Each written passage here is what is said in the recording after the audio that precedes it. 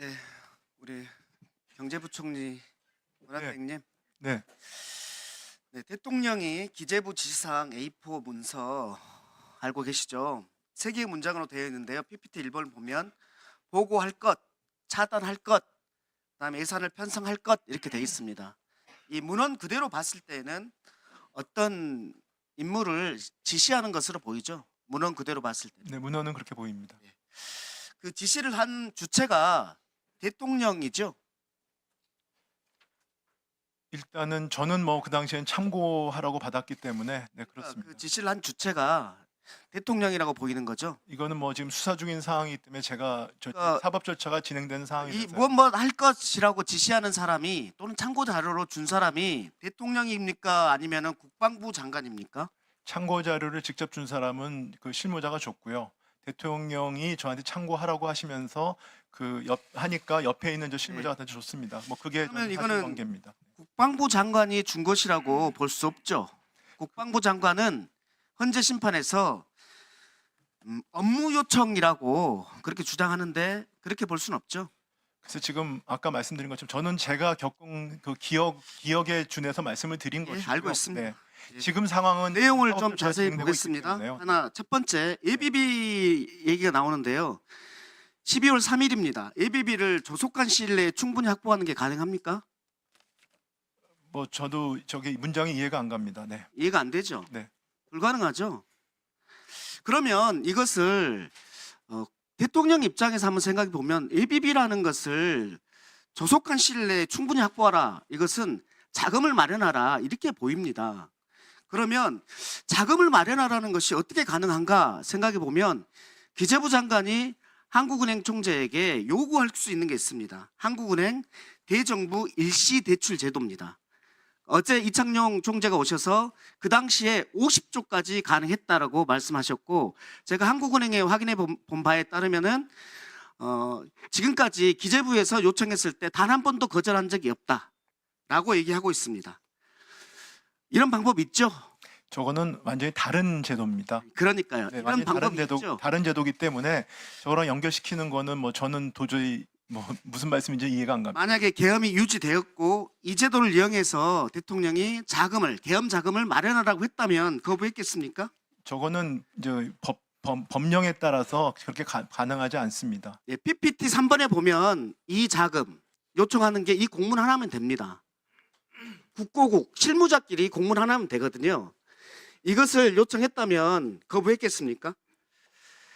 그 가정을 갖고 저한테 질문하시는 건 적절치 않은 것 같고요. 그러니까 이 부분은 첫 번째 제가 말씀드렸듯이 관련 법령에 따라서 가능하지 않습니다.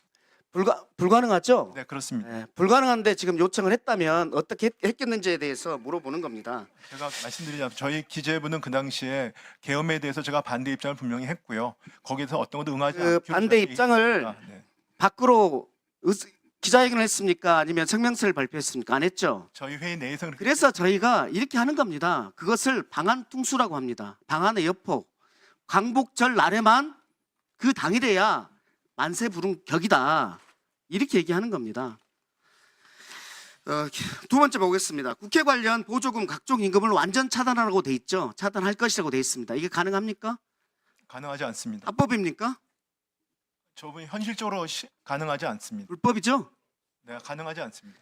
국가 비상기구 설치를 얘기를 했습니다. 이게 가능합니까? 저 부분은 정말 무슨 내용인지 모르겠습니다. 예. 그러면 가능하지도 않고 합법적이지도 않은 이 방법을 줬는데, 문서로 써서 줬는데, 이 지시 문서가 원하는 목표가 무엇일까요? 저는 이렇게 봅니다. 첫째, 계엄의 통치 자금을 마련하라.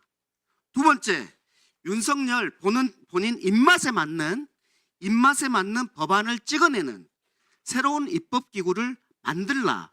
이렇게 보입니다. 왜 이렇게 보냐면 5.16 때 국가재건 최고회의가 있었고 5.18 때 뭐가 있었습니까? 국보위가 있었습니다. 이렇게 통치기구를 만들려고 한 겁니다. 거기에 자금이 필요했고 거기에 대해서 예산을 세우라고 한 거고 국회는 해산하려고 한 겁니다.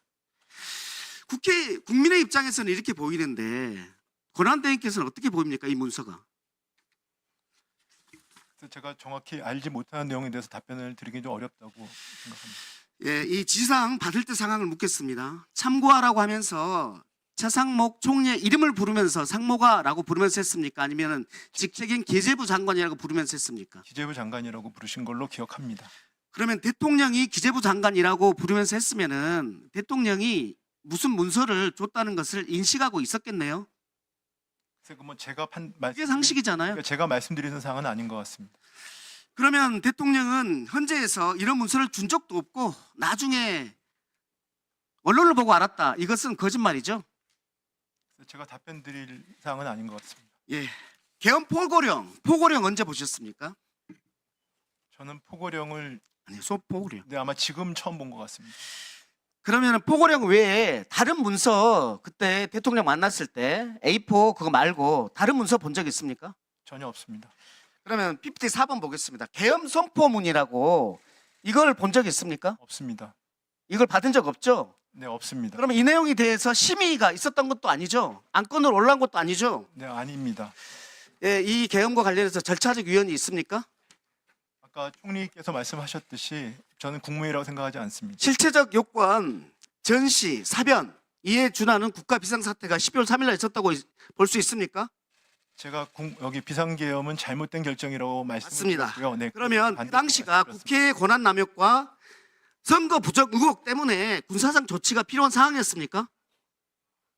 제가 같은 답변밖에 드릴 수가 없습니다. 예, 대통령이 그렇게 주장하기 때문에 그러는데 권한대행께서는 그렇게 동의하지 않으시는 거죠? 예, 경제 좀 묻겠습니다. 경제 엄청나게 힘들죠? 네, 어렵습니다. 예, 지금 GDP가 6조 3천억 원이 날아갔습니다. 알고 있습니까? 글쎄, 뭐 제 추정치의 근거는 잘 모르겠습니다. 소상공인들 엄청 힘들다고 소비 절벽 얘기하고 있습니다. 네, 그거는 듣고 있습니다. 이따 하십시오. 예, 다 똑같은 지금 시간이기 때문에 다 그렇게 해주십시오. 미안합니다. 자, 민홍철 의원님.